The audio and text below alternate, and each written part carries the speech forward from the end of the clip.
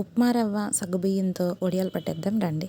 ముందుగా ఒక గ్లాస్ తీసుకుని సేమ్ రేషియోలో ఉప్మా రవ్వ అండ్ సగ్గుబియ్యం అయితే తీసుకోవాలి. వీటిని ఒక మిక్సీ జార్లో వేసుకుని పౌడర్ కింద చేసుకోవాలి. మరీ మెత్తగా అవసరం లేదు.